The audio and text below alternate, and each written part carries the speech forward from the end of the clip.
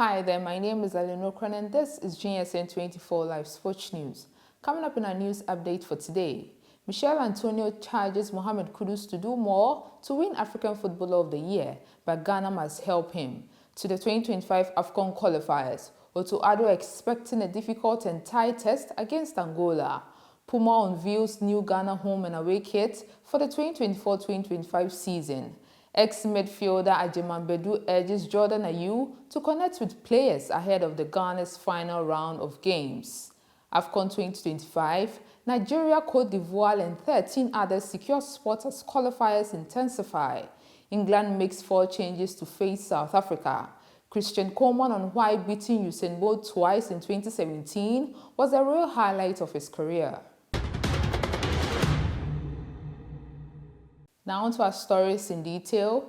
West Ham United striker Michel Antonio believes his teammate Mohammed Kudus has the potential to win the prestigious African Footballer of the Year award in the future.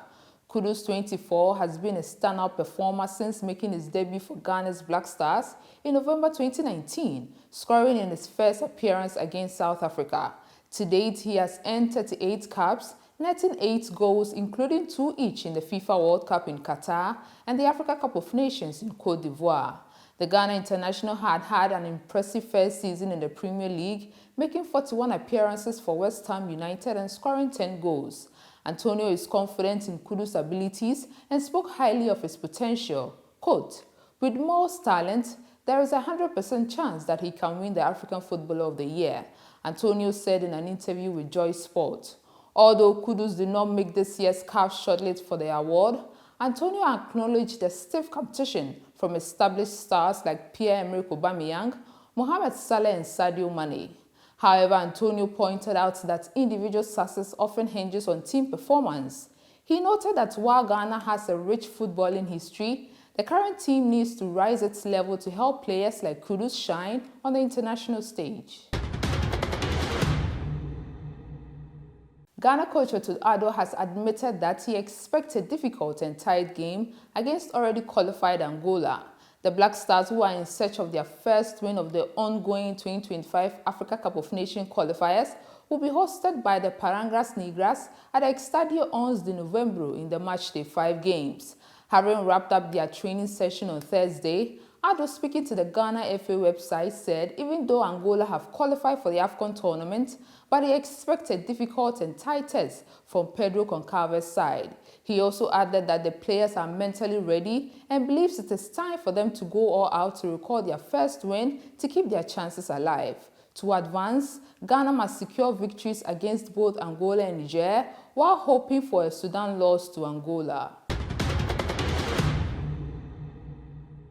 More on the Black Stars. Global sportswear brand Puma has revealed the Ghana national football team's new home and away kit for the upcoming 2024-2025 season, showcasing a blend of tradition and modern design.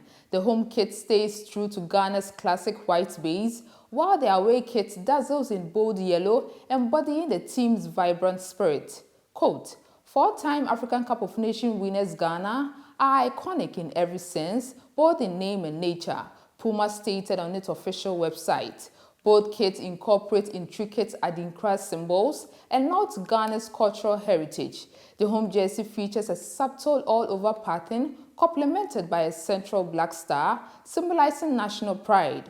The away kit, dominated by bright yellow, also celebrates these symbols, representing unity and strength across Ghana's diverse tribes. Former Black Stars midfielder Emmanuel Ajeman Bedu has advised Jordan Ayew, the newly appointed captain of the national team, ahead of their pivotal final fixtures in the 2025 Africa Cup of Nations qualifiers. Ayew, who currently plays for Leicester City, has been given the captaincy for Ghana's upcoming matches against Angola and Niger, with Thomas Partey not included in the squad. Reflecting on Ayew's new role, Bedu, an under-20 World Cup winner and former Black Stars player, encouraged him to foster strong connections with his teammates, both on and off the pitch. He suggested that Ayew take the initiative to visit his fellow players in their rooms, building rapport and offering guidance on the challenges of representing the senior national team. On the AFCON qualifications, with 15 teams already securing qualification and 24 set to participate, the battle for the remaining 9 spots in the 2025 Africa Cup of Nations intensifies. The tournament, which will be hosted by Morocco next year from December 2025 to January 2026, as obtained from the CAF website, promises fierce competition as the road to the finals narrow. Côte d'Ivoire and Nigeria have both secured their qualification spots in their respective groups. Nigeria, South Africa, Tunisia and Uganda all confirmed their places on Thursday, some benefiting from other results in the latest round of qualifiers. Tunisia clinched a dramatic 3-2 victory over Madagascar, courtesy of Ali El Abdi's stoppage time header, ensuring their record 18th consecutive AFCON appearance. Meanwhile, Gabon qualified from Group B without playing, as their closest rival, the Central African Republic, lost 1-0 to Lesotho. South Africa and Uganda also advanced without taking to the pitch, cementing the top 2 places in Group K after Congo fell 3-2 to South Sudan. Later, the Super Eagles were held to a 1-1 draw by Benin, with Victor Osimhen's late equalizer sparing Nigeria from defeat. Among other developments, Ghana's qualification hopes were revived after Sudan suffered a heavy 4-0 defeat to Niger, setting up a tense finish in Group F. However, Ghana must win their remaining 2 fixtures and hopes Sudan falters in their last match against Angola. Elsewhere, Algeria, already qualified alongside Equatorial Guinea from Group E, dropped their first point for the campaign in a goalless draw against Equatorial Guinea and a stifling Malabo heat. With Friday's qualifiers featuring 10 matches across the continent, the race to complete the list of finalists continues. On other stories, scrum half Jack van Poetvelt and fullback Freddie Stewart start for England against South Africa as head coach Steve Borthwick makes 4 changes to his starting 15th. The Leicester pair have yet to feature in the Autumn Nations series, but come straight into the lineup in place of Ben Spencer and George Furbank. Oli Slathorn makes his first England start on the wing in place of injured Emmanuel Feyi-Wabuso, while Sam Underhill comes in for Tom Curry, who is also missing with concussion. Slathorn is rewarded with a maiden test start after scoring his first international tries in a defeat by Australia, as Tom Raybock is named on the bench. England, beaten 16-15 by South Africa in their 2023 World Cup semi-final, host the world champions looking for a first home win since the Six Nations in April. Borthwick's side have lost 5 of their past 6 matches, including narrow defeats by winning positions by New Zealand and the Wallabies this autumn. England last tasted victory in June against Japan, who they faced in their final Autumn Nations Series game on 24th of November. The Springboks arrived in London following victory over Scotland, having claimed their first rugby championship title since 2019 in September. Head coach Rassie Erasmus has made 12 changes to his side, who won at Merrifield, with captain Seya Kolisi returning to the starting 15. On our last story, Christian Coleman is already a world 100 meters champion and a 2-time indoor 60 meters winner, but he has revealed why beating Bolt twice at the same meet was a real highlight of his career.